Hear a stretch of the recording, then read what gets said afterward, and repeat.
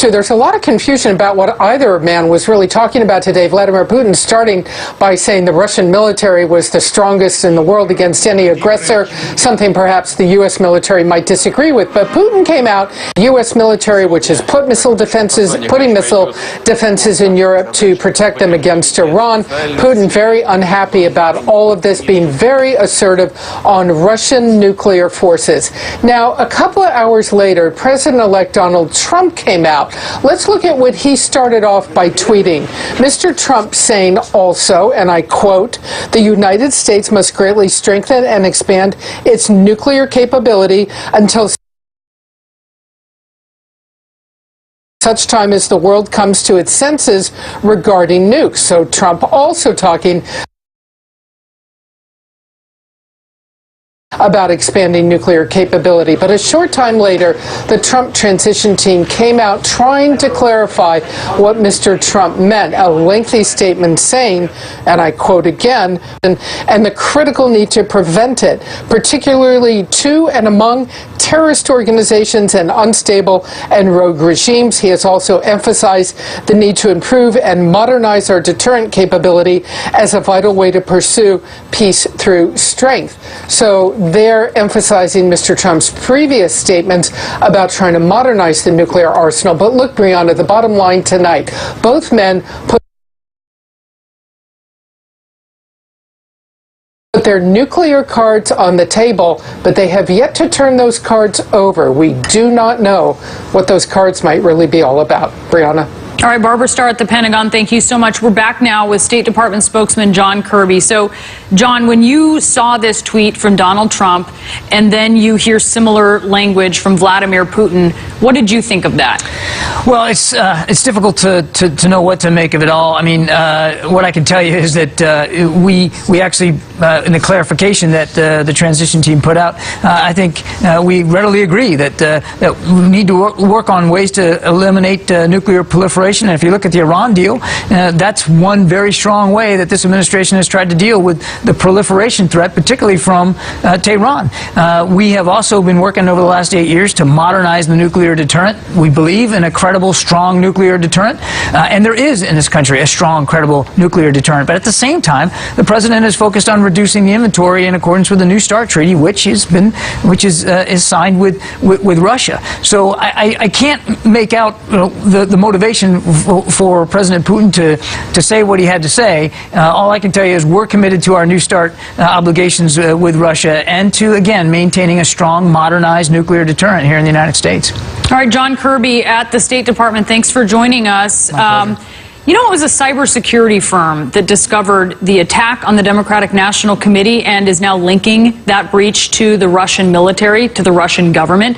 Joining me is Dmitry Alperovich. He is the co-founder and chief technology officer of CrowdStrike. And it's really great to have you here because your firm is really at the center of all of this. So you investigated the hack on the DNC and you found the evidence that linked what was going on back to the Russian government. Tell us specifically what you found. Well, at the time when we investigated back in May of this year, we believed and we came out with the evidence that the Russian government was responsible. What we now have come out with is evidence that it's actually directly tied to the Russian military, because the evidence that we uncovered is that in Ukraine, the Ukrainian artillery forces were using this mobile app on their Android phones to help with targeting of their howitzer artillery missiles. And that app was hacked by the same group that we call Fancy Bear that broke into the DNC. They hacked the Ukrainians and were using that to track the location of those people and potentially use that to target them as well. And when you ask the question of, well, who would be interested in targeting Ukrainian artilleryman and hack into the DNC, Russian military becomes the obvious target. So that's how you do it, is you eliminate it. It's just a process of elimination. This hacking is clearly done as an enemy of this entity. This hacking is done as an enemy of this other entity. And you just see where they overlap, right? Well, that, and if you look at the battlefield intelligence that's being collected here, it's very tactical. It's location of these units in eastern Ukraine that the Russian military is trying to suppress and trying to destroy with their own artillery fire. So you also have have to have very deep operational communicational links between the Fancy Bear hacking groups and the Russian military, because within minutes of finding the location, you have to direct artillery fire their way. So when you hear Donald Trump cast doubt on where this is coming from, he says maybe it's Russia, maybe it's China, maybe it's someone in their home, and then you also look at the numbers that roughly half of Americans aren't sure or don't believe that Russia's behind this. What do you think about that? Well, I think it highlights that more evidence needs to come out, and this is one of the reasons we put out this report that establishes, we believe with high confidence, that it is indeed Russian military, and specifically the Russian intelligence agency of the Russian military called the GRU that's behind these hacks. And we also encourage the U.S. government to come out with their evidence. I think it's a good idea for the President Obama to commission that report to do a full review of the election hacks, and hopefully it will be made public soon. Is this your purview to know, when you're talking about the Russian military, who would have ordered the Russian military to do this? Is there a way to tie this up to the upper branches of the Russian government? Well, we can't tell you just from looking at the forensic evidence who made the order. We believe with high degree of confidence that the Russian intelligence agency was responsible. Whether it was Vladimir Putin that ordered it or someone else, we can't tell you that. So you were watching this as it was going on, because you were hired to look at the DNC hack all the way back in the summer, before the summer, the spring going into summer.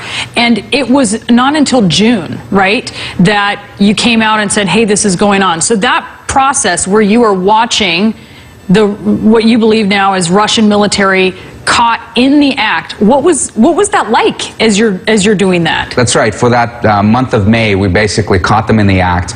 We had our technology called Falcon deployed on all the DNC computers, and we're watching everything that the attackers were doing while we were conducting our investigation, planning for the full cleanup and injection of them from the network. So it's fascinating to watch them literally as they were moving around the network, doing various things, and observing every action that they were taking. And I know you needed to keep it secret so that you could then sort of button them out of the system as well. It's really we couldn't spook them, so we had to keep it quiet. It's fascinating and alarming.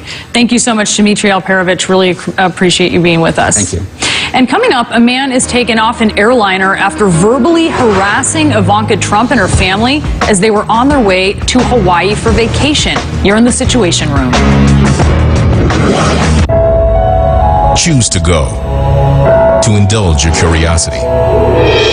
Explore a new road to see where it takes you. Meet the leaders who change the game. No matter where you are, no matter what the currency, when you run the numbers, they may surprise you. But stay your course. You're on the path to success. CNN Money.